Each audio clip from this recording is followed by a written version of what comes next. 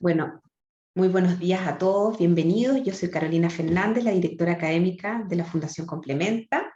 Estamos muy contentos de poder llegar a esta nuestra última charla del ciclo que hemos preparado en conmemoración de los 30 años de la Fundación.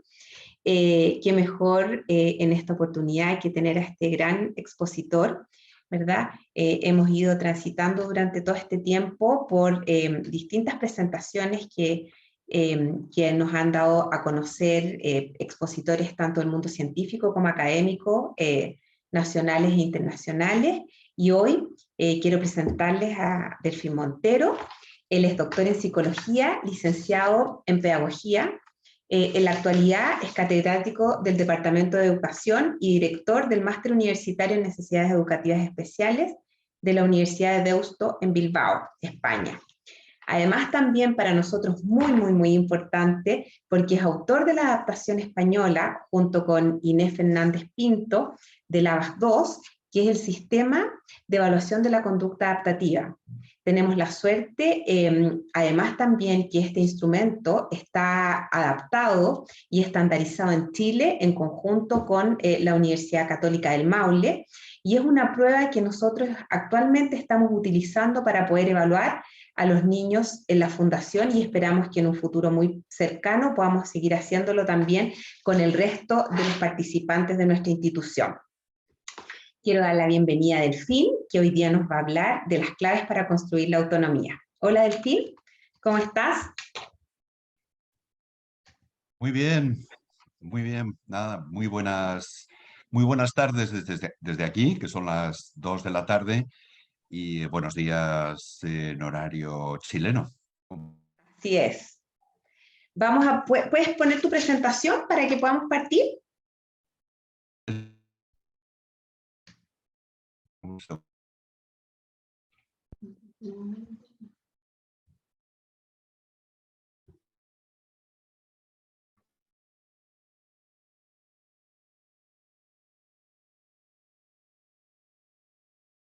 Ya está. Ahí se ve perfecto. Bueno, ¿Tienes que ponerle en modo presentación?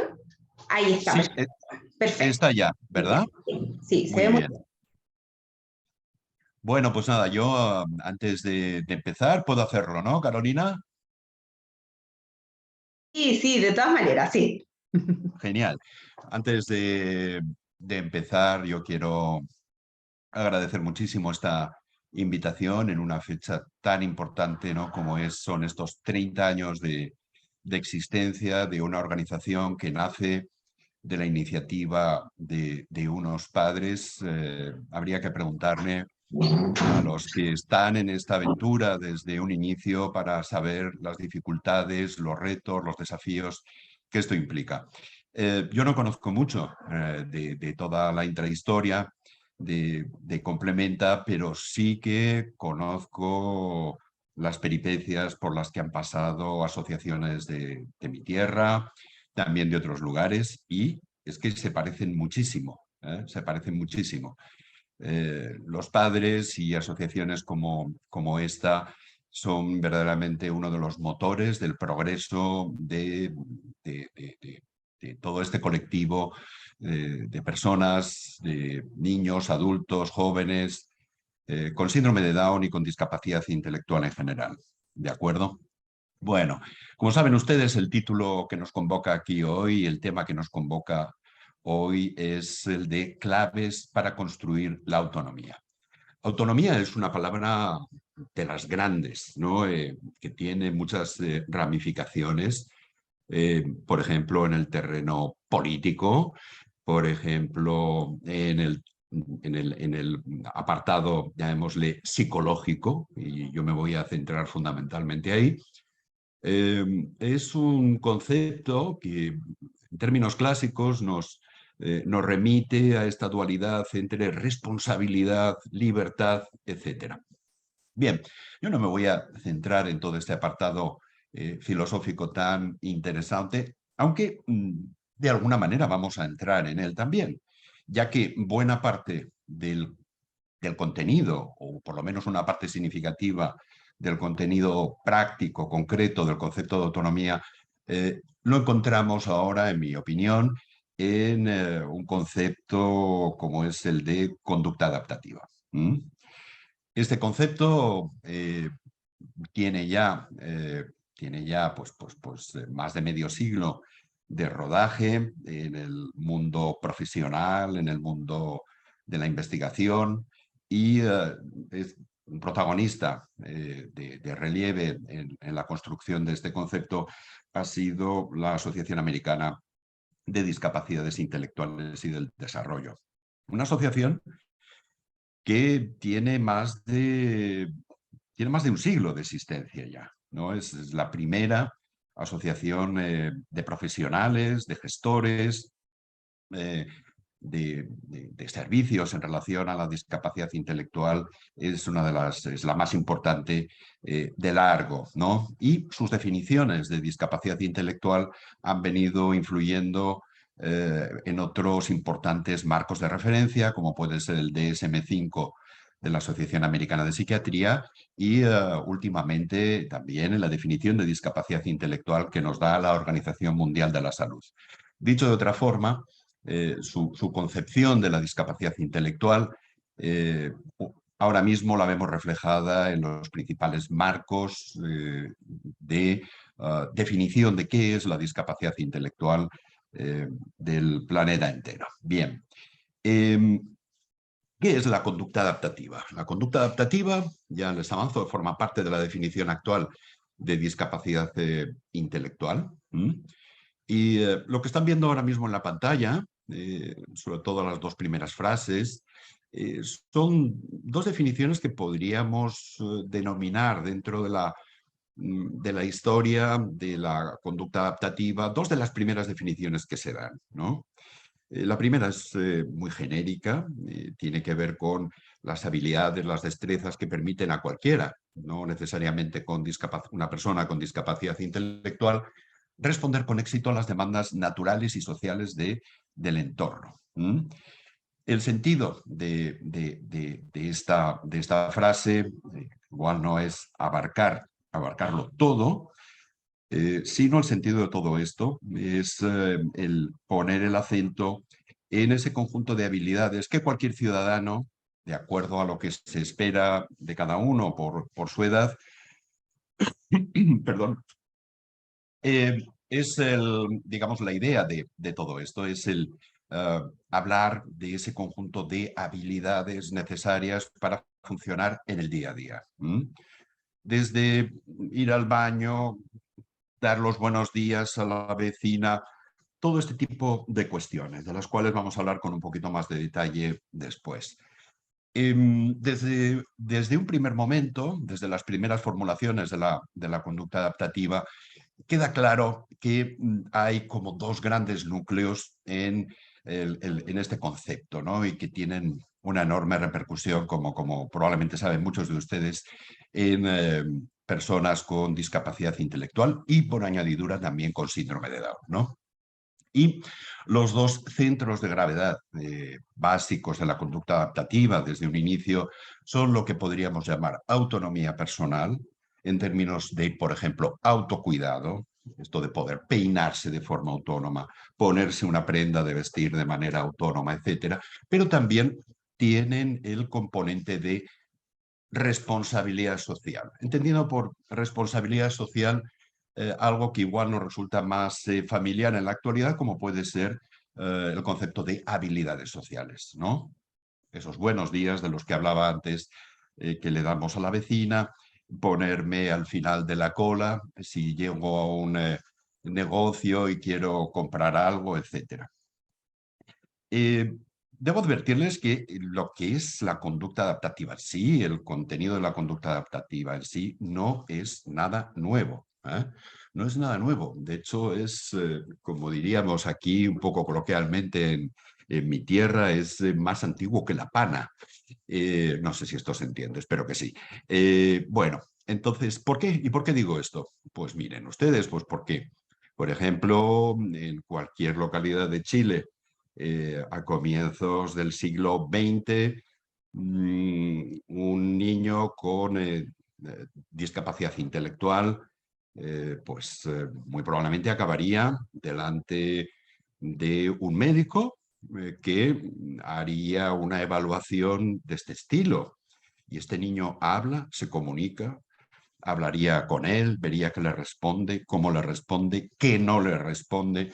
Le preguntaría a su papá y a su mamá, les preguntaría a ver si este niño se vestía de forma autónoma, comía de manera autónoma, y así sucesivamente. Es decir, este médico de cualquier localidad de su país de comienzos del siglo XX estaría haciendo una especie de interrogatorio informal explorando habilidades adaptativas, conducta adaptativa. Esto no es nada nuevo, esto ha estado siempre.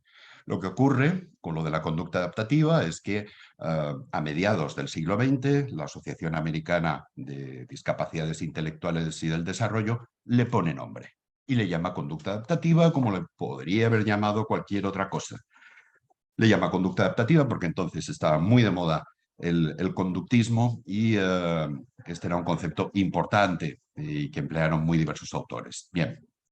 De lo que estamos hablando aquí no es solamente un aspecto que percibimos todos, que es importante, sino que también es una dimensión en el diagnóstico actual que promueven tanto la IDD como la Asociación Americana de Psiquiatría, antes lo comenté, además de la OMS. Y por ser sintético, aunque aquí hay muchos matices, hablar de discapacidad intelectual ahora mismo implica que un profesional cualificado encuentra que hay limitaciones significativas. Este adjetivo merecería un comentario, pero el tiempo del que disponemos es limitado y como luego hay turno de preguntas, si alguno de ustedes quiere alguna aclaración o pues no tiene más que formulármelo, ¿no? Hay que encontrar limitaciones significativas en el funcionamiento intelectual. Esto en términos prácticos implica que hay que aplicar una escala de inteligencia bien animada, estandarizada en la población general, con buena calidad técnica, y también tenemos que encontrar limitaciones significativas en conducta adaptativa. En general o en algunos de los 3 tipos de conducta adaptativa que se reconocen actualmente. Luego veremos algo más en detalle estas cuestiones, ¿verdad? Que son la conducta adaptativa práctica, la social y la conceptual. Y estas dos condiciones deben aparecer antes de los 22 años. ¿De acuerdo? Bien.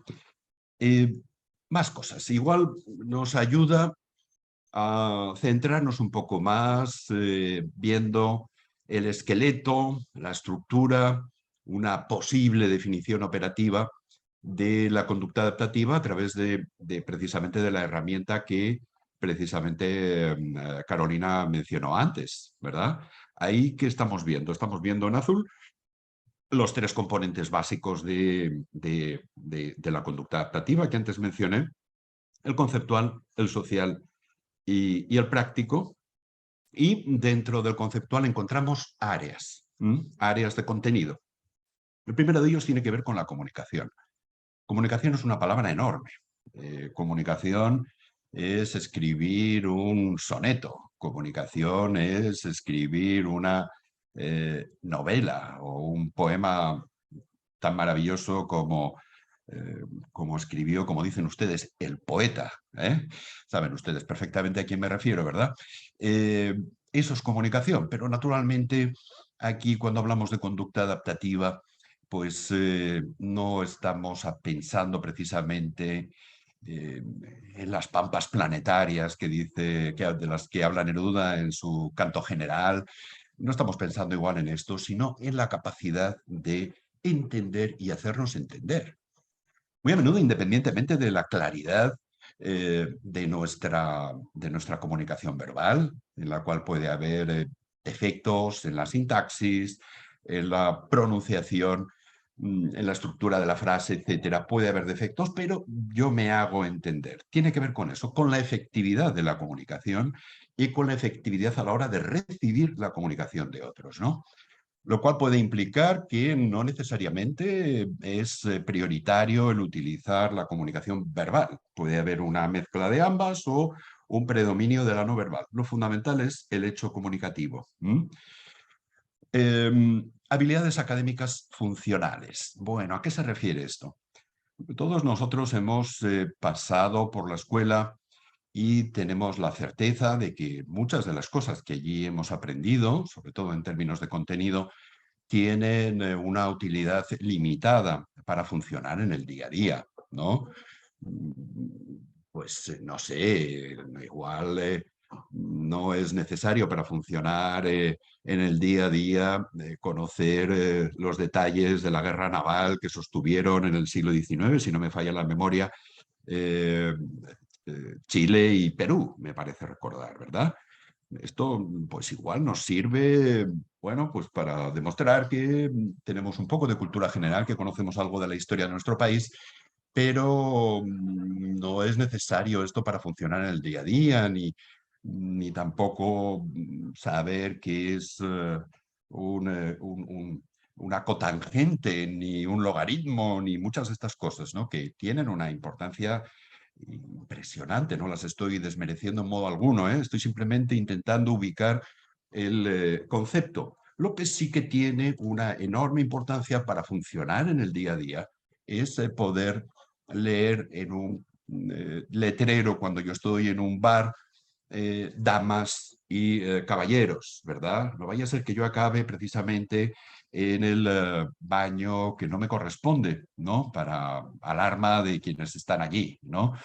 Y sí que puede tener importancia que yo pueda leer carteles como peligro, no pase, cuidado con el perro, etcétera, etcétera. Esto sí que me sirve para funcionar en el día a día. A esto se refiere este concepto, a todas esas cuestiones que tienen que ver con que me ayuden a funcionar en el día a día y muchas de las cuales forman parte del currículum escolar. ¿De acuerdo? Otra área que tiene que ver con la autodirección.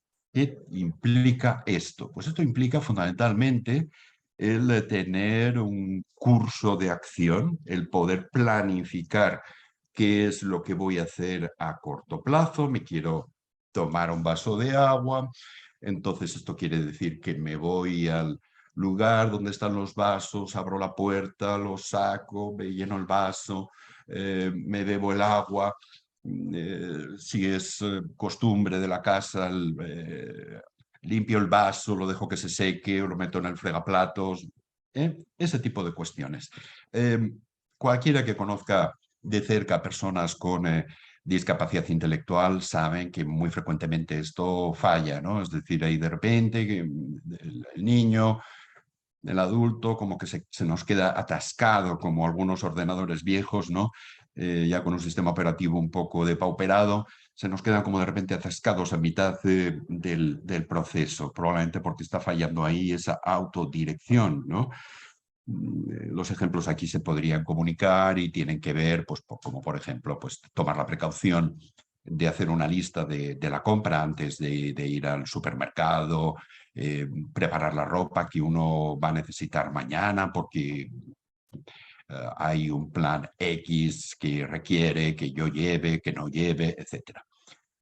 El tercer componente es el social, ¿no? Y ahí el ABAS contempla dos bloques, uno que tiene que ver básicamente con habilidades sociales, ¿no? En genérico, y otro que tiene que ver con un espacio importante dentro de la vida social de cualquier persona, como es el de esos momentos en los cuales yo puedo optar, porque no estoy en la escuela ni estoy en el trabajo, puedo optar por estar con mis amigos, intentar pasármelo bien, hacer alguna actividad juntos, hacer deporte, etcétera, etcétera. Y llegamos así a la parte de conducta adaptativa práctica. Esta es la parte de conducta adaptativa generalmente más fuerte en muchos instrumentos de medida. Es la que tiene muchísimo que ver con el autocuidado, con la autonomía, en las cuestiones básicas, ¿no? Como por ejemplo las habilidades que puede haber que pueden ser necesarias en el hogar o incluso en la escuela. Hay muchas escuelas en las que los niños llevan batas, llevan algún tipo de ropa diferencial, etcétera, y necesitan ponerse, cambiarse de ropa para practicar deporte, natación, etcétera. Y naturalmente estos son habilidades adaptativas prácticas, ¿no? Y en la vida en el hogar, pues hay infinidad de ellas. Probablemente no es ninguna buena idea salir de casa y dejar la puerta abierta o una ventana que puede estar muy cerca de la calle por motivos de seguridad. Puede ser una cosa importante el poder manejar algunos electrodomésticos, como puedan ser el microondas, a la hora de poderse calentar uno mismo, una bebida, un alimento, lo que fuere. ¿Qué encontramos más abajo? Más abajo encontramos encontramos ah, el autocuidado, ¿no? Y aquí, no, perdón, la salud y la seguridad. ¿Qué hay aquí dentro? Bueno, pues estamos hablando salud, en fin.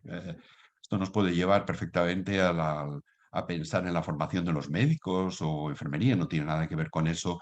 Se trata de ese tipo de que cualquier ciudadano debe saber para cuidar la propia salud, como por ejemplo, si te duele la cabeza, igual no es ninguna mala idea tomar un analgésico tipo aspirina.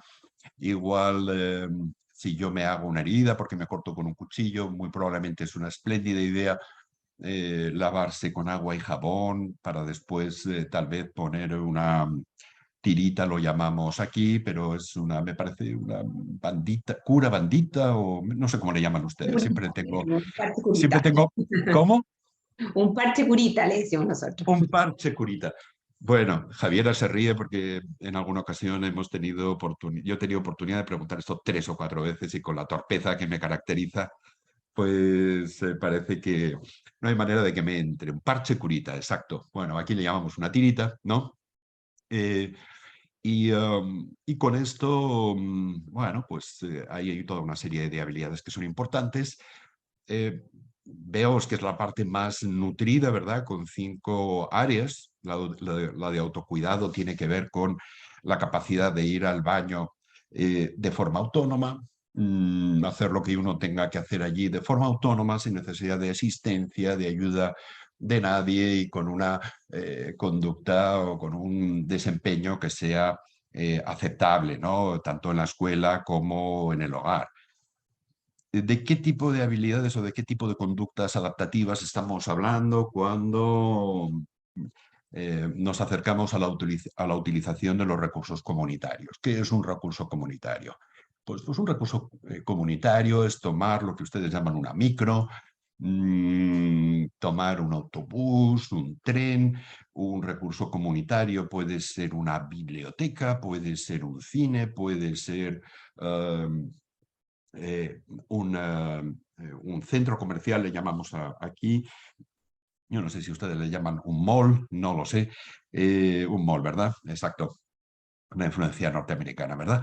Bueno, pues ese tipo de cuestiones, o por ejemplo, si se tratara de un adulto, una sucursal bancaria en la que yo quiero hacer un ingreso en mi cuenta o hacer una retirada de fondos, a eso se refiere con recursos comunitarios, ¿no?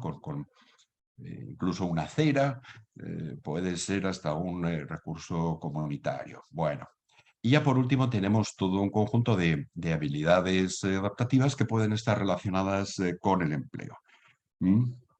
Y esto es un compendio de muchas que de alguna forma están ya mencionadas, como por ejemplo todo el apartado de habilidades sociales. Eh, Siguiendo con esto, eh, tienen aquí, por si quieren saber un poquito más de esta herramienta, no es la única que hay herramientas espléndidas por ahí, que por desgracia muchas de ellas no están adaptadas a la realidad chilena ni tienen una baremación derivada de una muestra de la población chilena, como es el caso de la VAS2. Pero bueno, eh, aquí tienen, por ejemplo, unos cuantos ítems del apartado de comunicación, ¿no? Por ejemplo, terminan las conversaciones de forma apropiada, ¿no? Todos entendemos a qué se refiere esto, es decir, con una despedida, no puedo seguir hablando, tengo prisa, cosas de este estilo, en vez de cortar abruptamente o, o, por ejemplo, realizar, estoy mirando el ítem 16, movimientos de asentimiento cuando ve a otros hablar, etcétera. Bueno, tienen aquí otro ejemplo más, ¿no?, de habilidades académicas funcionales. Tiene muchísimo que ver con lo que antes les comentaba, ¿no? Eh, ven, por ejemplo, en el ítem 14 que aparece la longitud y la altura y demás. Algo que les debo decir, porque muchos de ustedes, sobre todo padres y madres de niños con síndrome de Down, que estarán pensando, uy, qué nivel tan alto, ¿verdad? Tiene todo esto. Pero bueno, no se preocupen, en realidad esto que están viendo aquí es una herramienta que en el fondo está pensada desde la perspectiva de la conducta adaptativa de un ciudadano sin cualquiera, sin discapacidad intelectual. Y las puntuaciones que obtiene la herramienta comparan al niño o a la niña con síndrome de Down con lo que puede ser la puntuación de sus iguales en edad, sin más, sin que tengan necesariamente síndrome de Down. Bueno, por ir cerrando ya la conducta adaptativa, me gustaría compartir con ustedes algunos rasgos, más allá de estos que he señalado, es decir, es una dimensión de la definición actual de la conducta adaptativa, aparte de un ámbito de ocupación y también de preocupación muy frecuentemente de padres, madres y profesores, muy frecuentemente también por ese orden. Bien, se trata de un concepto que, como ustedes acaban de ver, tiene varias dimensiones, ¿verdad? Dejémoslo ahí, aunque solamente sea por esto de lo práctico, lo social y lo conceptual. Y un elemento muy importante es que es digamos, el conjunto de conductas adaptativas necesarias para funcionar en esta pequeña comuna de la región del Biobío, ¿no? Esto es algo que puede ser no exactamente equivalente punto por punto con las conductas adaptativas necesarias para funcionar en el barrio, uno de los barrios con mejor nivel económico de Santiago. Este es un microejemplo, pero si salimos del país y pensamos en la conducta adaptativa de otros lugares, ¿no? De otros países diferentes en tradición cultural, religiosa, etcétera, nuestro, vamos a descubrir que puede haber pequeñas diferencias. No se trata la conducta adaptativa de un patrón universal, sino que hay algo ahí a la hora de definir cuál es la conducta adaptativa, entre comillas, buena. Hay algo que pone el contexto, incluso el microcontexto de un país relativamente uniforme en términos políticos, culturales, etc. Se trata de un concepto evolutivo. La conducta adaptativa en niños pequeños evoluciona de una manera muy rápida, muy fuerte, durante la primera infancia, durante los primeros años de vida, hasta los 5 o 6 años, ahí evoluciona rapidísimamente, sigue creciendo en cantidad y complejidad hasta alcanzar más o menos los 10, 11, 12 años y a partir de ahí ya permanece bastante estable y creciendo muy, muy poquito hasta que vuelve a descender la conducta adaptativa durante la vejez. Desciende para todos, para los que no tenemos discapacidad intelectual como para aquellos que la tienen. Esto que les acabo de decir es simplemente un patrón para todo el mundo. Es un concepto evolutivo. Un elemento, una cuestión súper interesante, por lo menos para mi gusto, ¿no? Es el tema de su plasticidad. De las dos dimensiones de las que se compone la definición actual de discapacidad intelectual, ¿no? Esas limitaciones significativas en lo cognitivo, ¿no? Y esas limitaciones significativas en conducta adaptativa. De esas dos dimensiones, lo que nos demuestra la investigación es que ambas son modificables, es verdad, pero lo es en mucha mayor medida todo lo que hay dentro de conducta adaptativa.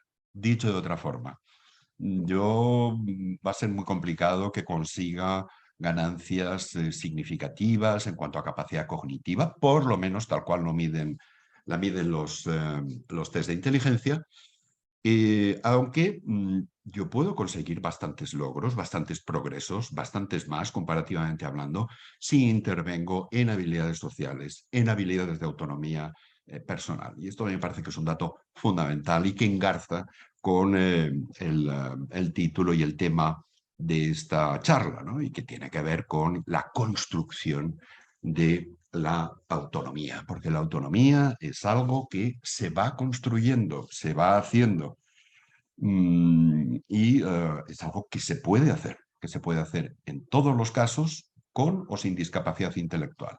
Variará, perdón, variará aquí, variará aquí, digamos, un poco la velocidad y la intensidad con la que lo podemos hacer si tenemos o no discapacidad intelectual. Un breve apunte para señalar, oiga, y de estas dos dimensiones de la definición actual, eh, ¿qué relación hay entre la conducta adaptativa y la inteligencia? Bueno, en síntesis, a no ser que haya alguna pregunta después, yo les diría lo siguiente. Se trata de dos dimensiones que tienen mucho en común. Hay una intersección fuerte. eh, a nadie le va a extrañar desde la perspectiva de que hay una parte de conducta adaptativa que es conceptual, que tiene que ver con aprendizajes que frecuentemente se trabajan en el ámbito escolar, a nadie le va a extrañar, que tienen que ver con la comunicación verbal, etcétera, y todos estos son aspectos que con frecuencia son evaluados en los test de inteligencia, ¿no? Pero de todas formas, también la investigación nos ha mostrado que se trata de dos conceptos que permiten perfectamente el que sean tratados de forma independiente, porque tienen el suficiente número de discrepancia, de diferencias, como para pensar que se puede evaluar y también trabajar e intervenir por separado en cada uno de los dos. Un aspecto interesante también para ir finalizando estos rasgos es que se trata de un concepto que para nada marca, genera estigmas de ninguna clase, como ha ocurrido históricamente con los subtipos derivados de las puntuaciones de CI, los clásicos de discapacidad intelectual leve, moderada, severa, profunda, etcétera, etcétera. Probablemente también debido a que los test de inteligencia han tenido bastante más éxito, importancia, relevancia social que lo que es la evaluación de la conducta adaptativa, ¿no? Y en consecuencia se ajusta muy bien a otros conceptos, como son calidad de vida, autodeterminación, entre otros.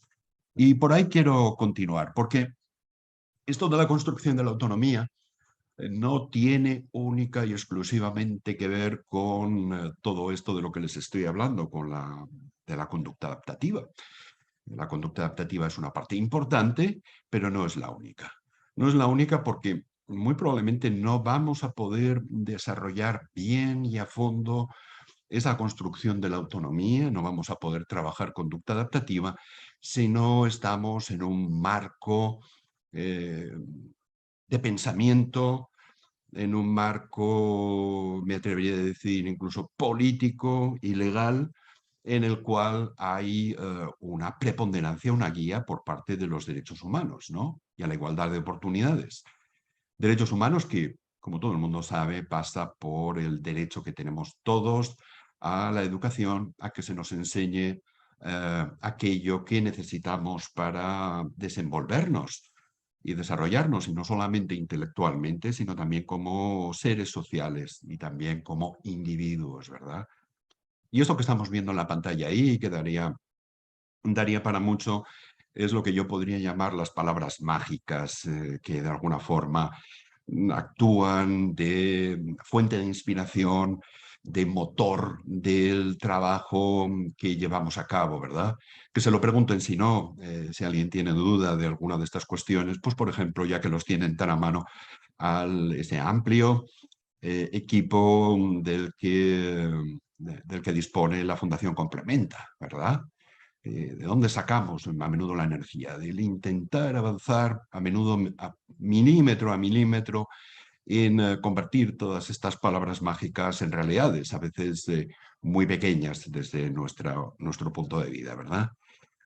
Ahí se podría hablar muchísimo, ¿verdad?, de vida independiente, un concepto que tal vez ha hecho más fortuna en personas con discapacidades físicas, del tema de accesibilidad, un concepto este que muy frecuentemente nos lleva a pensar en rampas para que puedan pasar sillas de ruedas, pero que por fortuna hoy en día cada vez el tema de la accesibilidad cognitiva goza de mayor presencia y de mayor importancia. Una accesibilidad cognitiva que a los que estamos comprometidos con la mejora de las condiciones de vida de personas con síndrome de Down, con discapacidad intelectual, es algo que nos importa y mucho. Eh, Cuando hablo de accesibilidad cognitiva, estoy hablando, por ejemplo, de iniciativas como Lectura Fácil. Mm, por curiosidad me he asomado un poquito a Internet y he visto que, por ejemplo, está disponible en Internet en formato de lectura fácil el documento de discusión sobre este interesantísimo proyecto constituyente que ustedes como país están llevando a cabo ahora. Interesantísimo para mí por la vinculación y el cariño que yo tengo por su país, ¿verdad? En el cual he estado muchas veces y me honro de conocerlo, no en profundidad, porque eso es muy complicado, pero sí buena parte de sus regiones. Y por eso lo de Parche Curita tiene particular pecado, porque después de tantas veces hay algunas cosas que debiera saber ya un poquito mejor. Pero bueno, a lo que íbamos. Por ejemplo, tienen esto y hay un Facebook ahí con Lectura Fácil Chile, etcétera. Esto es sensacional, por la verdad, iniciativas como esto, que esté el documento de discusión en Lectura Fácil. ¿Saben por qué es sensacional? Mira, pues porque los avances que hacemos nosotros desde nuestro nicho, trabajando por nuestros chicos, permítanme este posesivo, ¿no? Digo, por nuestras chicas, por nuestros niños y demás. ¿Saben quién se beneficia al final de todo esto? La sociedad en su conjunto. Les voy a dar un ejemplo. La lectura fácil está ahora mismo aquí en franca expansión. En Europa hay lugares, vamos, en los que esto ya es algo increíble. Y ¿saben ustedes quiénes frecuentan más la sección de lectura fácil de las bibliotecas públicas eh, donde hay textos en lectura fácil?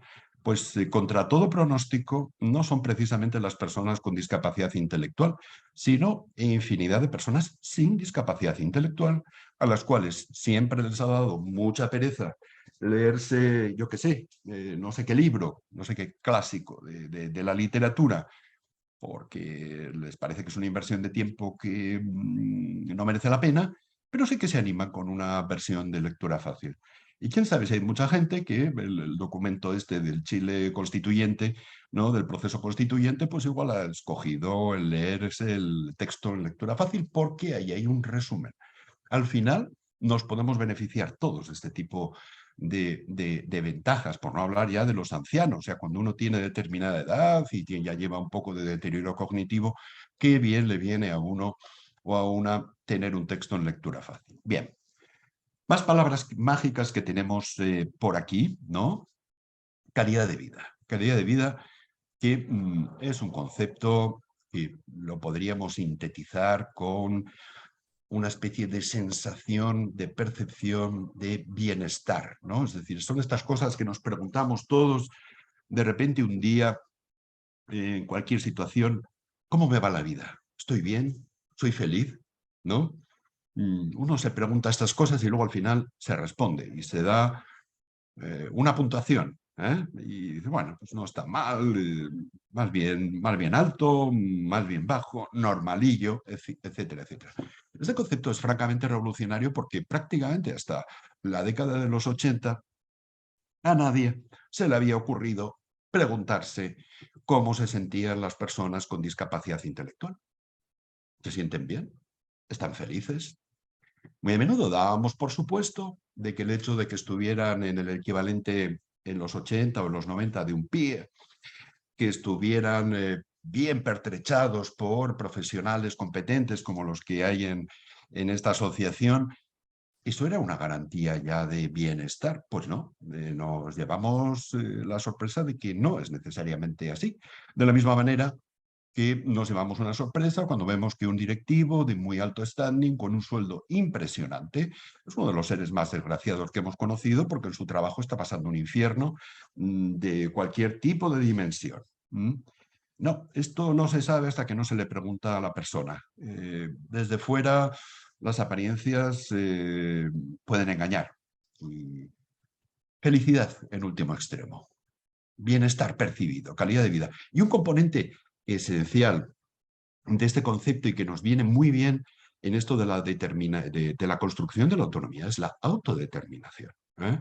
Autodeterminación que quiere decir libertad, pero libertad en su sentido más honesto y responsable, es decir, dentro de las opciones de las que yo dispongo, qué escojo y por qué lo hago, ¿no? Este tipo de planteamiento. Luego hablaremos un poquito más de esto.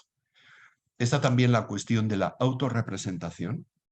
Nos hemos dado cuenta en mi país últimamente de que si les dejamos hablar a las personas con discapacidad intelectual, igual no todos, como ustedes saben, hay muy diversos niveles en cuanto a capacidad de introspección, de reflexión, de expresión, etcétera, dentro del colectivo, pero algunos de ellos tienen una capacidad espléndida para autorrepresentarse, para decirnos qué es lo que quieren, qué es lo que les parece mal de lo que estamos haciendo, cómo se podría mejorar, etcétera. Bien, no me quiero extender demasiado en todo esto y voy a pasar un poco por encima de algo tan interesante como es el diseño universal del aprendizaje o la inclusión educativa, laboral y social, que más o menos su contenido puede estar en la mente de todos, aunque sí que quiero terminar con esto que yo he querido destacar ahí al fondo, con el modelo de apoyos. Ha habido un cambio importante desde hace unas décadas, un cambio en el cual seguimos, atención, que es el paso del modelo del déficit al modelo de los apoyos. Ahora la pregunta ya no es si este niño que tiene síndrome de Down, si esta chica con síndrome de Down puede o no puede hacer esto de forma autónoma. La pregunta probablemente mejor es, ¿puede hacer esto con apoyo? Esta es la pregunta. Porque con apoyo resulta que pueden llegar infinitamente más lejos, ¿no? Y si lo piensan detenidamente, en esto no son muy distintos a nosotros. Les propongo un ejercicio que igual les conduce a la depresión. ¿Se imaginan ustedes que de repente a ustedes les cortan sus apoyos personales, su familia, su pareja, su amor, sus amigos, su hobby maravilloso? Imagínense todo esto, que esto se cortocircuita, ¿no? Imagínense, difícil, ¿verdad? Y es que en esto no somos muy distintos, ¿eh? Todos necesitamos apoyos.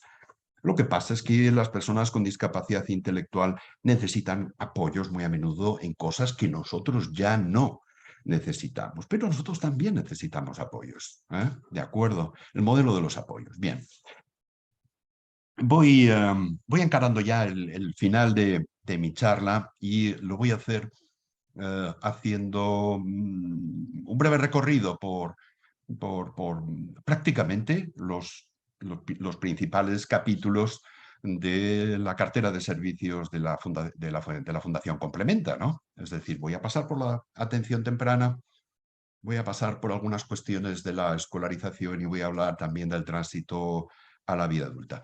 Esto que están viendo aquí es la definición que manejamos en mi país ya desde hace más de 20 años. Es verdaderamente un milagro.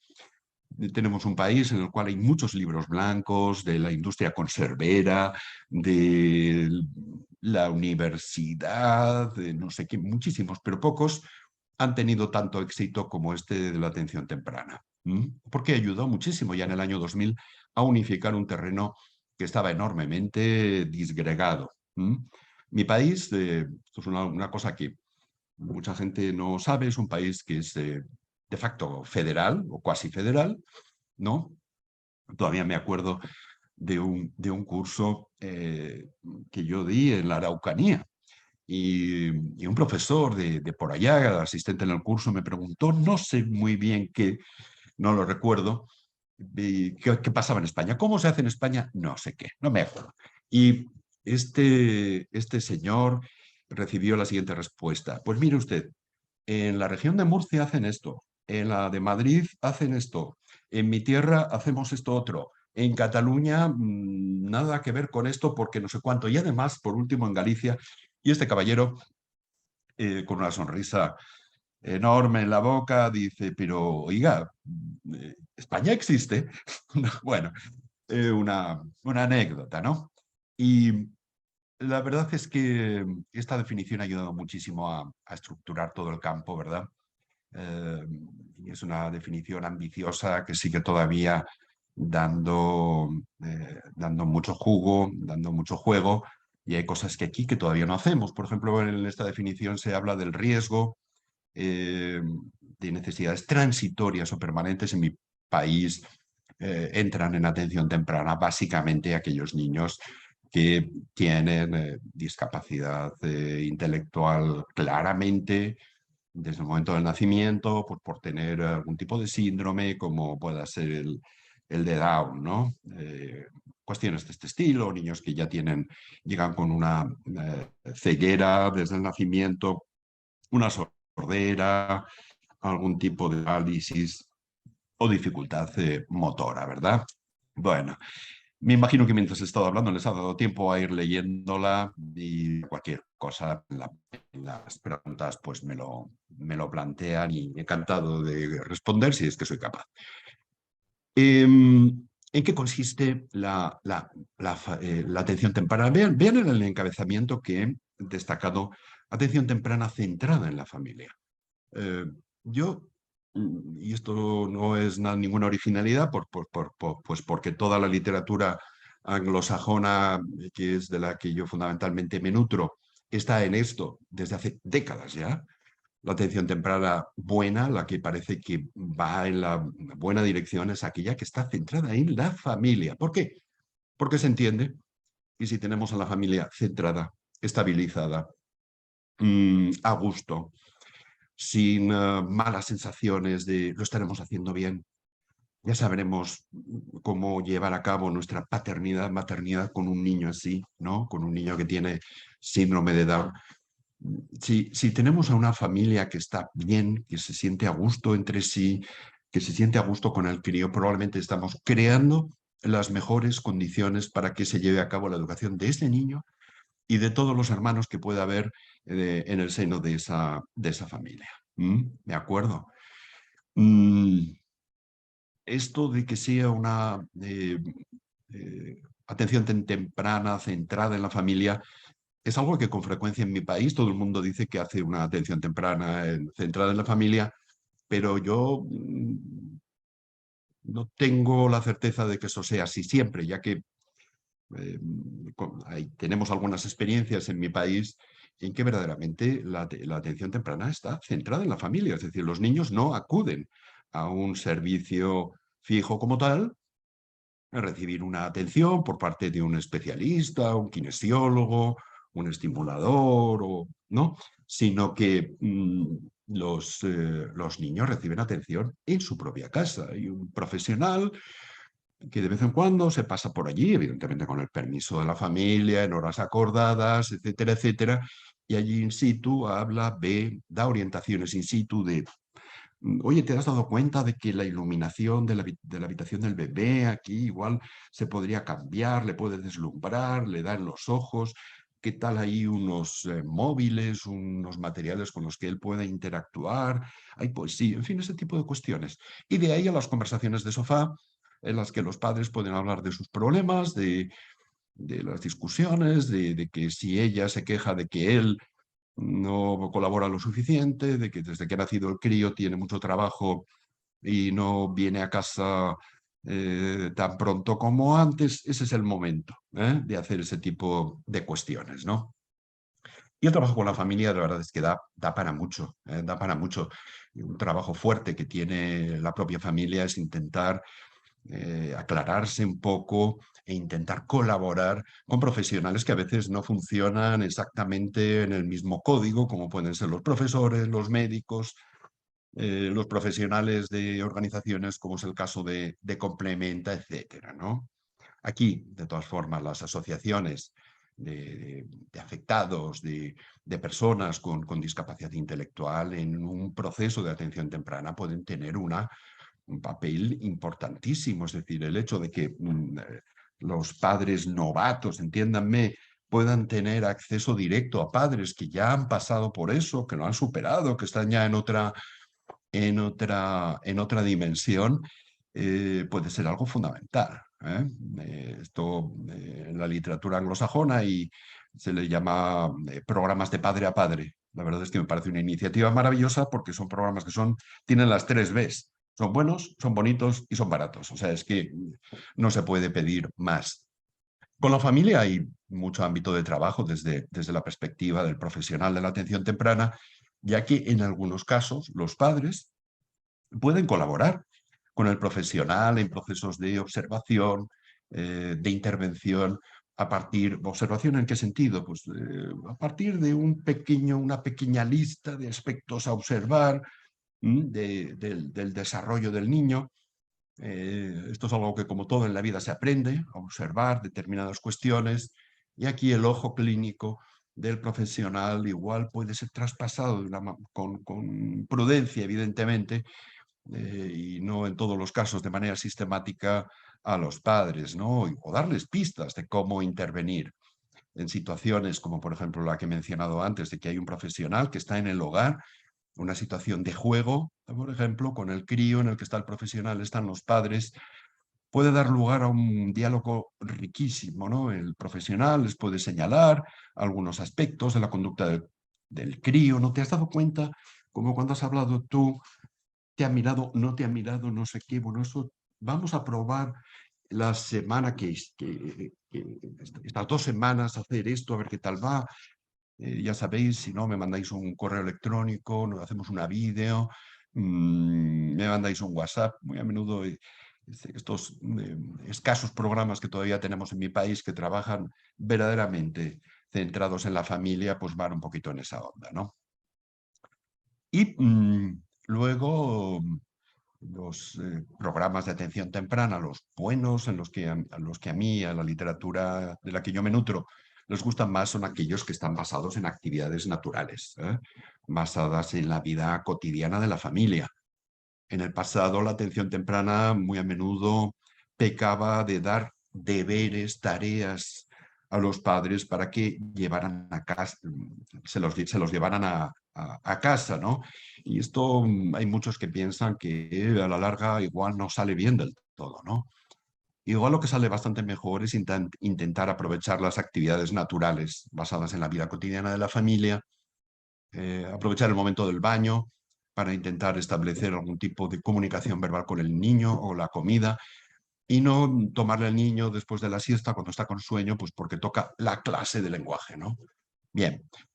Y no nos podemos olvidar que la atención temprana no es solamente lo que hacen los servicios de atención temprana, hay una parte importantísima ahí, un verdadero motor del desarrollo, que es lo que se hace a nivel de parvulario, a nivel de prekinder, creo que le llaman ustedes, discúlpenme si no soy muy preciso en las denominaciones de los niveles de su sistema educativo, ¿no? Y que puede dar lugar a muchas adaptaciones en el ámbito escolar, ¿verdad? Bueno, seguimos con este proceso de construcción de la autonomía. Como decía antes, también en el caso de la atención temprana, uno de los ejes fundamentales es la colaboración entre todos los agentes. Y como saben cualquiera de ustedes que haya estado vinculado a la práctica, esto es bien fácil de decir y en ocasiones muy complicado de conseguir. De todas formas, hay que insistir una vez y otra en esto, pero no siempre es fácil. No siempre es fácil, pues por algún motivo, por falta de comunicación entre los profesionales o faltas de comunicación de la familia a la hora de intentar integrar aportaciones y estilos personales de muy diversos profesionales, en fin, complicado, daría para otra charla qué hacer con este tema, ¿verdad? Y yo quiero insistir aquí en algo que comenté justamente ahora hablando de la atención temprana. Los padres y madres deben ser eso, padres y madres antes que nada, y no deben plantearse en el tema de la conducta adaptativa tampoco el ser profesores en casa, y mucho menos de manera autónoma y sin buscar un consejo por parte de algún profesional que a ustedes les merezca la confianza, ¿no? Yo a continuación, la verdad de escolarización aquí podríamos hablar muchísimo, pero sí que quisiera darles algunos tips para lo que podría ser enseñanza en particular de habilidades adaptativas, que es algo en lo que ustedes, padres y madres, pueden tener un papel decisivo. Y yo creo que hasta la fecha igual no lo suficientemente valorado, ¿verdad? Esto de los tips, perdónenme que haya introducido aquí una palabra ajena a nuestro código común, pero esto es todo cosa de Carolina, que me dijo en la reunión que tuvimos Javiera, ella y yo, me dijo, mira, a nosotros los chilenos nos gustan mucho los tips. Y yo me quedé con esto y bueno, he intentado aquí dar una cierta respuesta, ¿no? Bien, y esto va a tener que ser prácticamente eh, telegráfico, ¿no? A pesar de que no me han apretado mucho con el tema del tiempo, ya veo que me quedan aquí unos minutillos para no hacer esto demasiado largo para ustedes que están ahí en una posición de permanente escucha. Miren, un tema importante, el tema de la edad cronológica. Estamos hablando de un colectivo en el que muy a menudo abundan las fijaciones con respecto a juegos, materiales, etcétera, que no encajan muy bien con la edad cronológica, ¿no? Y aquí uno puede tener un cierto dilema. ¿Qué hago? ¿Le dejo que siga jugando con esto que ya es de niños muy pequeños? ¿Le dejo que se ponga este tipo de ropa que ya es de niño o de niña muy pequeña? ¿O no, verdad? Bueno, este es un tema delicado, ¿verdad? Pues porque todos tenemos derecho a autodeterminarnos y a escoger aquello que más nos gusta, y habrá que guardar un cierto equilibrio entre la libre autodeterminación del niño, ¿verdad? Y, digamos, el intentar animarles a que se utilicen materiales, espacios, etcétera, más propios de su edad, ¿verdad? Aprendizajes funcionales, es decir, ¿qué tipo de conductas adaptativas podría trabajar yo como padre o como madre? Bueno, ¿qué tipo de conductas? Pues piensen lo siguiente, es decir, ¿cuáles de ellas, qué cosas le podrían ayudar mejor a su hijo o a su hija a funcionar de una manera autónoma en diversos contextos? Piénsenlo y hagan luego algo que nunca les vendrá mal, y es contrastar sus ideas con algún profesional de referencia que merezca su confianza. Y digo, estamos pensando en esto, ¿tú cómo lo crees? ¿Cómo lo ves, verdad? Bueno, pues, y es que hay, y esto solamente, esta es una idea para la familia, pero también los profesionales debieran darle una vuelta a esto de cuáles son las habilidades adaptativas que más autonomía le van a dar en el marco escolar, por ejemplo, aquí y ahora, pero también nos podríamos plantear qué habilidades adaptativas va a necesitar el año que viene, en el que este niño va a cambiar de establecimiento escolar para pasar a este otro. Va a tener que tomar una micro distinta. Allí pues es un poquito distinto la estructura urbana y semáforos, no sé qué. Vamos a plantearnos esto ahora, porque ya sabemos, nuestros niños no aprenden a la velocidad que lo hacen aquellos que no tienen discapacidad intelectual. Seamos conscientes de esto e intentemos anticiparnos en la medida de lo posible a necesidades futuras, ¿verdad? ¿Qué habilidades van a servir para que este niño controle su entorno? Yo a veces, cuando me pongo a pensar en habilidades adaptativas, pienso en un manojo de llaves. Un manojo de llaves que puede abrir diversas puertas sin necesidad de que tenga yo alguien que me acompañe en el tránsito de esta habitación a la otra a través de esa puerta, ¿verdad? Aprendizajes funcionales. Y aquí tenemos otro tip también. Muy a menudo desde fuera puede parecer que el trabajo educativo con estas personas puede ser algo muy reiterativo, muy duro, por muy diverso. A mí por lo menos esto me lo han verbalizado infinidad de personas ajenas a todo este mundo, cuando en realidad no necesariamente es así. Puede haber lugar a al desarrollo de una enorme creatividad. Imaginémonos que tenemos un niño que le gusta ir con sus amigos eh, después ya cuando está en la casa, con los niños que hay por ahí alrededor, les gusta ir a una tienda a comprarse y a comerse un alfajor, ¿verdad? Eh, bueno, y el niño, a duras penas consigue pronunciar esta palabra y por supuesto no tiene la capacidad de destrezas o de habilidades adaptativas conceptuales necesarias para manejar el dinero, ver la vuelta cómo está. ¿Qué pasa si le preparamos una bolsita una bolsita o un sobrecito o cualquier cosa que contiene exactamente la cantidad de dinero que necesita para comprarse un alfajor?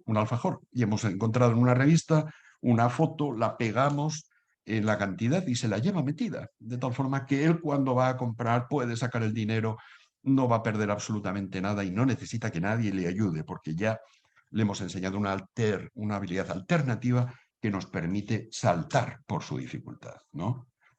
Las calculadoras también existen, no necesariamente hay que conocer el algoritmo de la aritmética, perdón, de la adición y de la sustracción para manejar dinero. Podemos también buscar este tipo de puentes. Vuelvo aquí una vez más, ya desde cosas tan concretas, a aterrizar en ese modelo de los apoyos, ¿eh?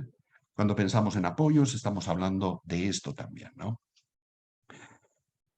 Altas expectativas. Miren, es mi obligación decirles lo que dice la literatura, pero la de hoy, la de ayer y la de siempre sobre educación de personas con discapacidad intelectual.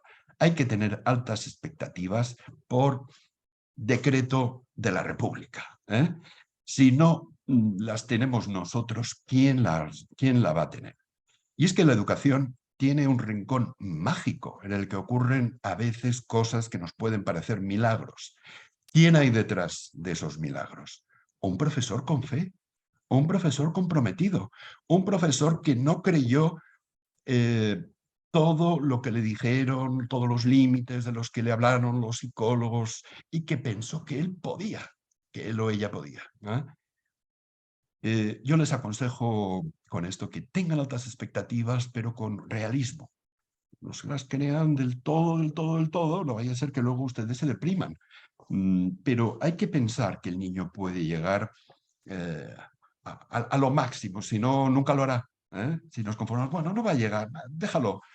Mira, esto que les estoy diciendo, esta especie de abandono, es algo que si asomaran a la historia de la educación de estas personas, lo verían reflejado en cantidad de épocas. Y ustedes se preguntarían, pero ¿cómo es posible que en aquel tiempo pensaran e hicieran estas cosas?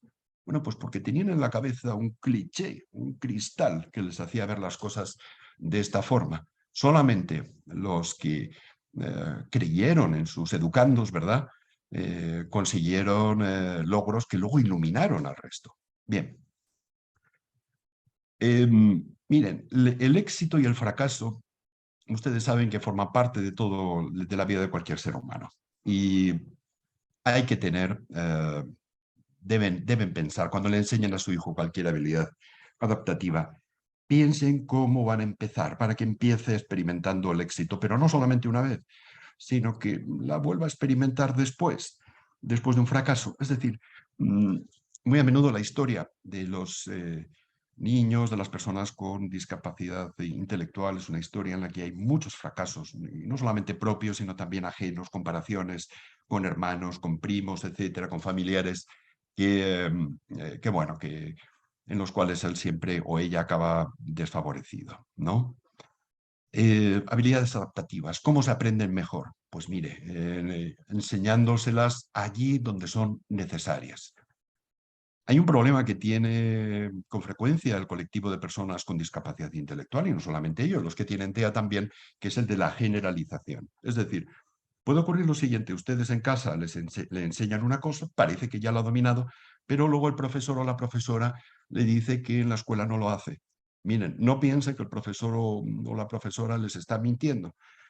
Puede ocurrir perfectamente que su hijo o su hija lo haga en casa, pero no lo haga en otros lugares. ¿Mm? Una de las maneras de fomentar la generalización, es decir, de que lo que hemos aprendido en un lugar lo llevamos a otro, puede ser enseñar las habilidades adaptativas allí donde hacen falta. Es decir, si se trata de comer, pues que sea en el comedor, que sea en el comedor del hogar, en el comedor de la escuela, etcétera, etcétera. Descomponer habilidades en pequeños pasos. Muy a menudo, cuando queremos enseñarle algo a un niño con discapacidad intelectual, eh, se lo intentamos enseñar todo de golpe. Les voy a contar una actividad. Yo siempre les pongo a mis alumnos actividades como esta. Mirad, juntaros en grupos y pensad en la siguiente habilidad. Unta con crema de chocolate una rebanada de pan tostado. Por favor, ordenadme del 1 al X los pasos que hay dentro de esto. Se sorprenderían de los resultados. Ustedes lo pueden practicar después. Y hay grupos y alumnos míos que hacen 6 pasos, 7, pero luego hay otros que sacan 20 y 22. Y luego hablamos de esto y decimos, ¿cuál sería la mejor estrategia para personas con discapacidad intelectual? Y todo el mundo coincide en que probablemente el tenerlo bien desmenuzado nos da una idea bastante mejor de los pasos que hay que seguir, de los escalones y la regulación de los mismos hasta llegar a un determinado logro, ¿no? Voy ya rapidito porque ya estoy hasta pasándome la hora, ya lo siento. Modelos, imitar, ¿no? Presentar un modelo, un recurso importante. Emplear refuerzos naturales. Esto no necesariamente un refuerzo, una recompensa es un dulce, es un videojuego. No, puede ser algo propio de la familia, algún tipo de premio o de recompensa que siempre se ha practicado en la familia. No se complique en la vida en exceso. Ayudas verbales, físicas, gestuales, es decir, un gesto cuando el niño parece que se ha atascado en un determinado punto de una tarea que está aprendiendo, le podemos hacer una indicación con el dedo, le podemos ayudar físicamente para que continúe todo esto, ¿no? Y, por último, un elemento fundamental es el de la autodeterminación, un elemento fundamental en este proceso de la construcción de la autonomía, ¿eh? Porque autodeterminación lo podemos definir también como libertad. ¿Qué implica libertad? ¿Qué implica autodeterminación? Bueno, en primer lugar, que yo conozco opciones y que yo escojo en función de sus ventajas e inconvenientes. Algo que yo les confieso, creo que todavía nos falta mucho por conseguir en todo este apartado. No les enseñamos a nuestros hijos o hijas con discapacidad intelectual a realizar elecciones. Es un colectivo, además, que, como dice la literatura, tiene mucha tendencia, lo siento, pero es que emplean esta palabra en la literatura, la aquiescencia, que ustedes lo conocen muy bien de sobra en muchísimos casos, como por ejemplo esto de, ¿te gusta tu profesora? Sí.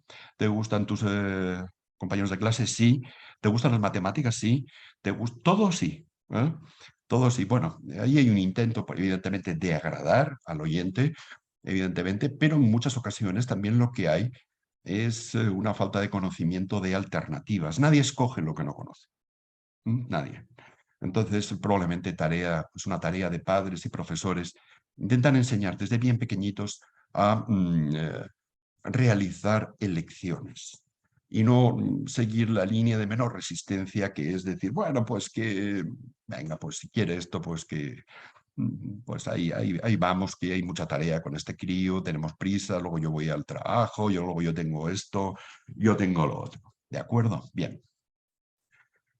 Y ya finalmente, aquí voy a ir como una bala, lo juro, y que no se me alarmen ni Carolina ni Javiera, que me están tranquilizando.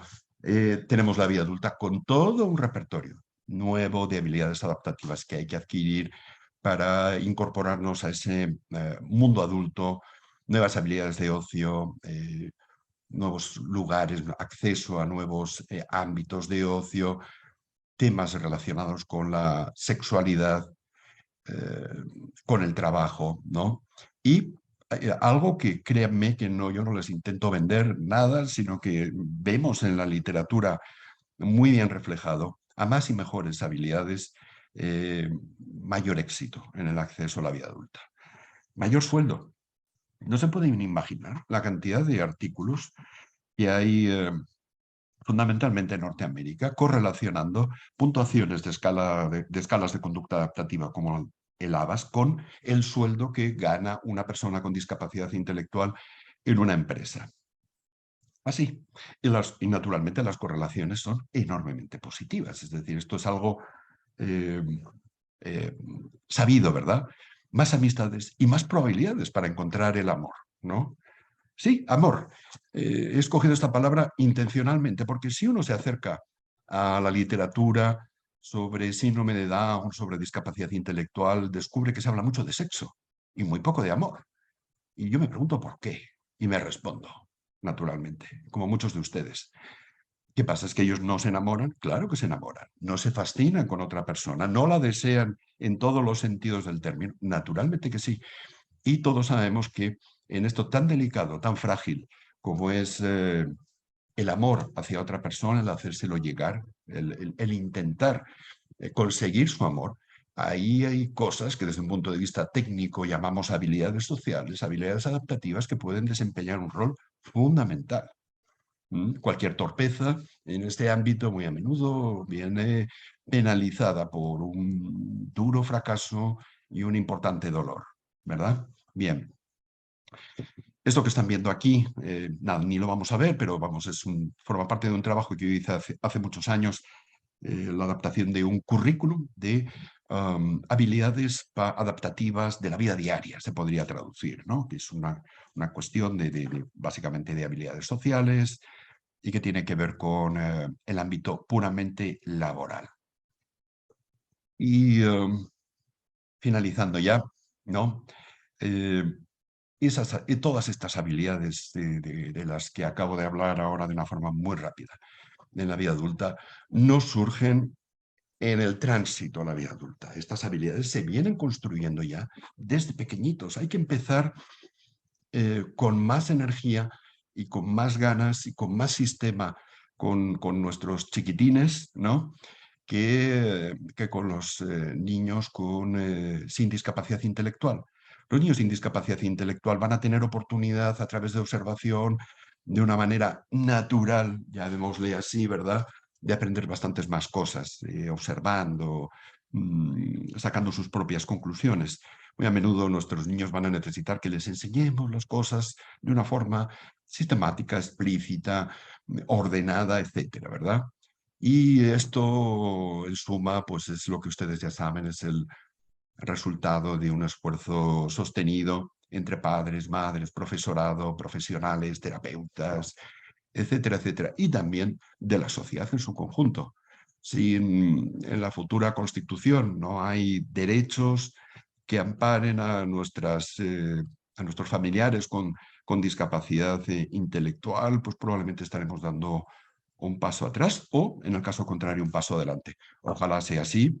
Y ya ahora sí, lo más importante de todo lo que les he dicho, probablemente feliz cumpleaños a Complementa por llevar estos 30 años y tener ya este enorme desarrollo que ellos han alcanzado, ¿verdad? Y nada, pues es un verdadero honor el hacer de broche de oro espero, broche de oro no por mi parte, sino por la de la Fundación en este ciclo de charlas. Muchas felicidades. Muchas gracias, Delfín. Qué interesante todo lo que hemos conversado. Yo creo que nos quedamos con una tarea enorme en todas las edades, digamos, los padres de niños más chiquitos, de los adolescentes y los adultos. Y finalmente, yo creo que si podemos rescatar un mensaje de todo lo que tú nos has dicho hoy día, es que tenemos que dar este espacio y dar la oportunidad a todos nuestros niños, jóvenes y adultos para que puedan en el fondo desarrollarse, y también, un poco como tú lo decías ahí, permitir que ellos resuelvan problemas de la vida cotidiana, que se equivoquen, ¿no es cierto? Dar esta oportunidad y este espacio para que puedan salir adelante. ¿No es verdad? Aquí tenemos algunas preguntas, Delfín, que nos llegaron por el chat. Una de estas preguntas dice un poco que está relacionado con lo que tú conversaste de los niños que a veces se quedaban un poco más estancados en intereses respecto a su edad cronológica. Y dice, en caso que el niño tenga una edad cronológica no acorde a su nivel intelectual y le guste o se sienta bien con cosas acorde a su edad, ¿qué sugieres tú que habría que hacer ahí en ese caso? Bueno, aquí la verdad es que yo de lo que no dispongo, vamos, son de recetas mágicas que vayan a funcionar de manera fácil y sencilla, porque ahí, como todos sabemos, ¿verdad?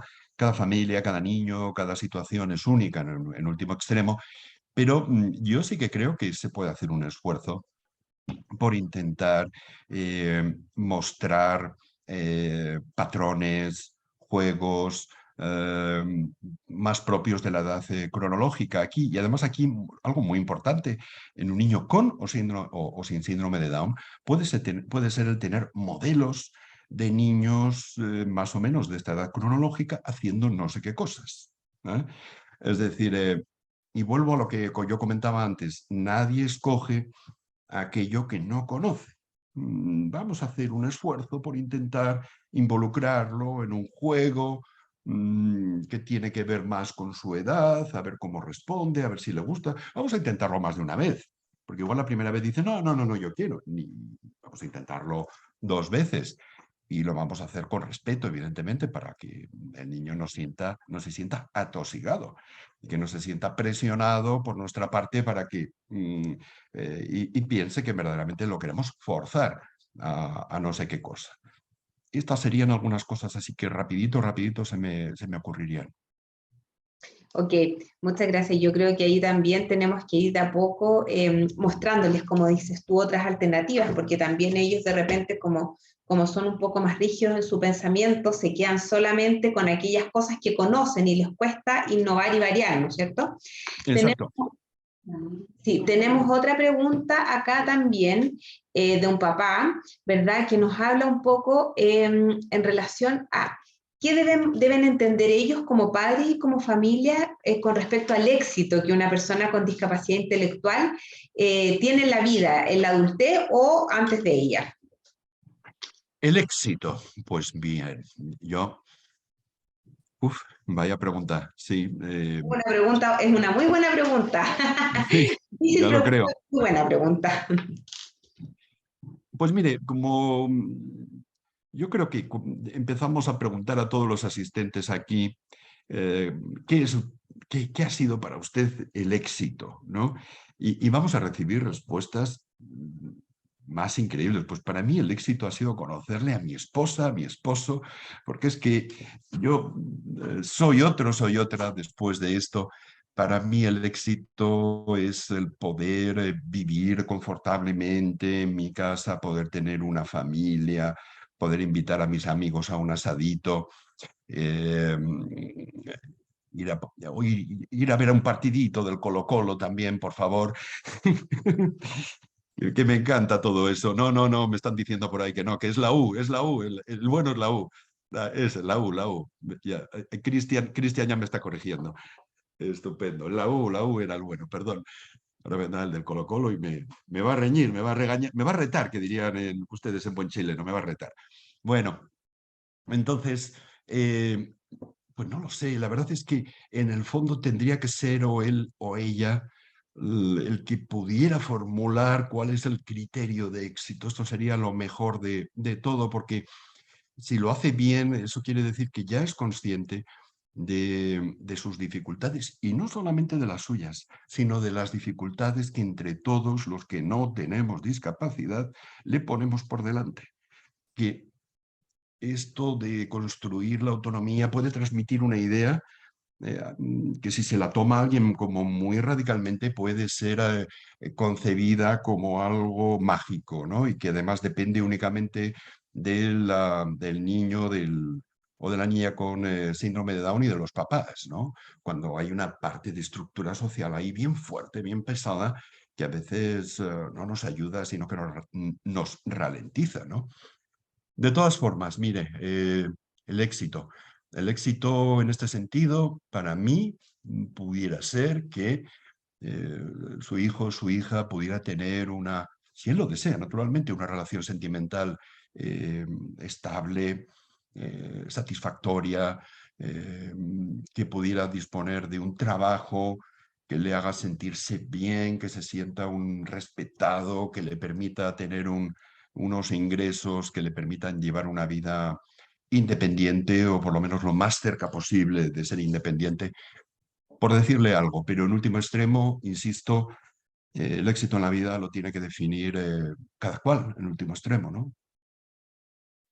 Sí, muchas gracias. Y sabes que me gustaría también agregar algo ahí del fin que tiene que ver un poco con esto de la autodeterminación. Yo creo que también ahí es preguntarle a ellos qué es lo que quieren, qué es lo que a ellos les gusta hacer, cómo se sienten bien, cómo se sienten contentos, cómo se sienten felices, porque yo creo que lo más importante hoy día también es poner a la persona con discapacidad en el centro, ponerla en el centro Totalmente. para que podamos en el fondo saber qué es lo que esa persona espera de su vida también y que tome un poco las reglas, las riendas y como siempre lo hemos dicho durante toda esta charla también con el apoyo que necesite, ¿verdad? Pero que tome las riendas un poco de su vida, ¿no es cierto? Y tú Totalmente. Sí, no, totalmente. Y yo creo además que como ocurre con adolescentes sin discapacidad, aquí se puede empezar perfectamente por algo que a menudo es como muy fantasioso. ¿Cuál es tu sueño? ¿cuál es tu sueño exactamente? ¿Cuál es tu sueño? Porque luego ya sabemos, es decir, mi hija quería ser cantante, artista, no sé qué, bueno, de todo. Eh, y bueno, la verdad es que no ha sido al final nada de eso, pero por ejemplo, ahora mismo en su tiempo libre, en sus hobbies, tiene infinidad de actividades de tipo musical, etcétera, etcétera. Algo quedó de todo aquello, ¿no? Igual no es famosa como ya quería ser cuando tenía 13, 14, 15 años, ¿no? Y bueno, pero hay que partir de ahí, ¿no? De ese planteamiento de qué es lo que te motiva, qué es lo que te gustaría como planteamiento de máximos y luego ya vamos a ir viendo en qué se concreta esto, ¿no? Sí, acá también tenemos otra pregunta un poco relacionada con lo que tú decías también del éxito, ¿no es cierto? De la vida en pareja, qué sé yo, y tiene que ver un poco cómo se trabaja la sexualidad en la familia para que los adultos, en el fondo, con discapacidad intelectual puedan ser autónomos. Ujú. ¿Cómo se trabaja? No entiendo muy bien cómo se trabaja en España.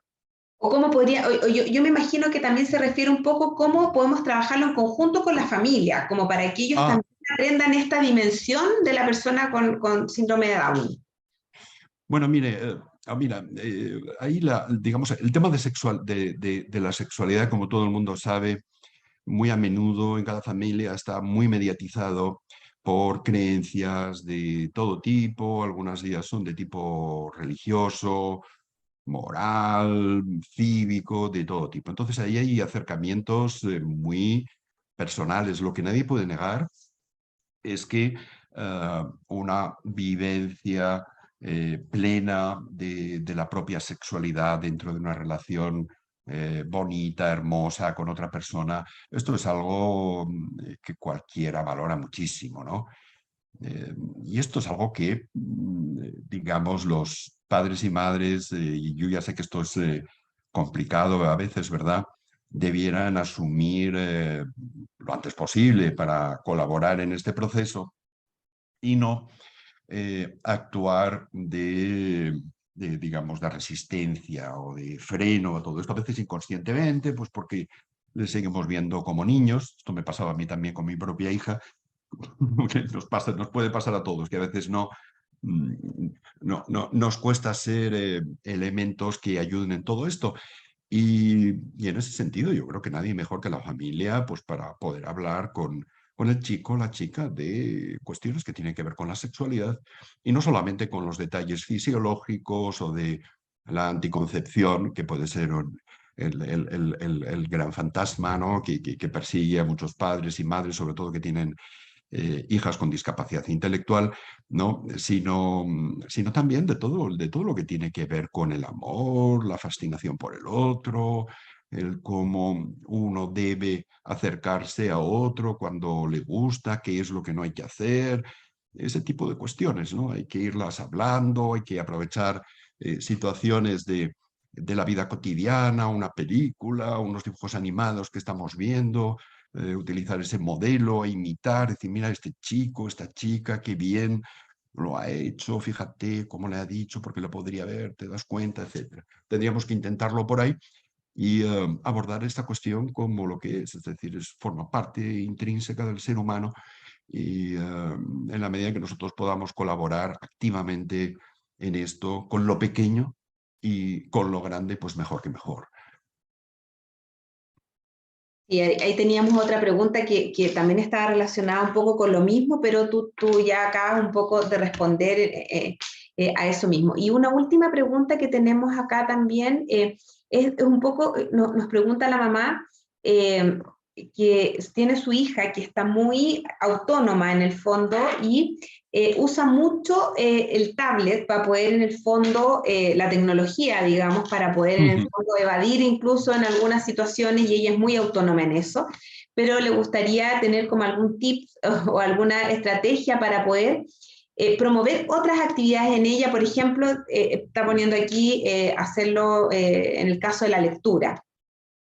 Ya, mire, pues esto, fíjese, eh, si yo tuviera la respuesta a esa pregunta, señora, la verdad es que me hubiera cogido billet privado ahora mismo y me hubiera ido ahí con Carolina y con Javiera para estar con ustedes, porque tendría la solución no solamente del problema de su hija, sino Ya, de toda la generación actual de chicos que están absolutamente pegados a sus pantallas. Es decir, señora, su hija, para bien y para mal, es una persona de su tiempo, ¿eh? Y de todas formas, ¿cómo hacerla sacar, cómo salir de todo esto? Pues mire, señora, yo le aconsejo lo siguiente. Intente saber al máximo de sus intereses. ¿Qué le gusta? ¿Qué le gusta? ¿Qué le gusta? ¿Qué le gusta? ¿Qué es lo que mira en la tablet? De la vida del cantante o no sé quién, del músico no sé cuánto, de la celebrity no sé cuál. Eh, y investígueme un poco, por favor, a esta celebrity y localice material nuevo que está solamente en soporte impreso. Y dígale, ¿tú sabías que Shakira es la primera que me viene a la cabeza, ¿no? ¿Tú sabías que Shakira, a quien tú admiras tanto y que, vamos, que nos matas aquí a todos, a audiciones, a todo volumen, tiene no sé qué origen familiar, que... Ah, pues no. Oye, mira, vamos, te recomiendo esto. Ya le hemos encajado un primer texto y luego podemos seguir así con otro y demás. La estrategia en último extremo es ir poco a poco. No vamos a conseguir ni con su hija ni con otra que no tenga discapacidad intelectual, no vamos a conseguir cambios de la noche al día. Y es que estamos luchando además contra un fenómeno que es generacional, ¿eh? Es decir, es algo muy, muy extendido, esto de la inmediatez, del clic, me voy acá, miro allí, miro lo otro. Bueno, y que tenga suerte. Ojalá le acompañe el éxito, porque es muy fácil decir esto en una conferencia y quedarse tan ancho, pero créame que estoy consciente de las dificultades a las que se enfrenta. bueno, muchas gracias, Delfín. La verdad es que ha sido todo un placer y un honor tenerte, como dices tú, como broche de oro, muy bien dicho. Estamos súper contentas. Tú eres un autor muy influyente e importante, ¿verdad? Y para nosotros también en todo lo que estamos ejecutando actualmente en la Fundación, un ícono y un referente también del mundo académico. Así que muchísimas gracias. Estamos súper contentos de poder haber completado este ciclo de 5 charlas que hemos tenido este año. Vamos a seguir promoviendo este tipo de instancias para el próximo periodo, también para el 2023, ¿no es cierto?, donde podamos reunir y podamos hacer aportes a la comunidad como siempre nos ha caracterizado como institución. Así que, Delfín, dejo el micrófono abierto para que te puedas despedir. Nada, insisto en lo fundamental de la charla de hoy, es este feliz cumpleaños. Y nada, ha sido un verdadero gusto el poder compartir este momento con Javiera, con Carolina, con las que he hablado previamente, y el haber podido contribuir un poquito a celebrar este hito, ¿verdad? Tan importante. 30 años, como diría el tango, no es nada, pero en fin, igual es algo. ¿Verdad? Como institución es harto. No sé si tanto en la Claro, vida, creo. pero bueno, queremos agradecer también a todos los oyentes, los que se conectaron, están todos ahí dando los agradecimientos por el chat, a gente de Viña del Mar, de Puerto Montt, ahí si nos ayudan, de Argentina también tenemos ahí participantes. Así que muchas gracias y nos vemos hasta una próxima oportunidad. Que estén muy bien. Que esté muy bien, chao.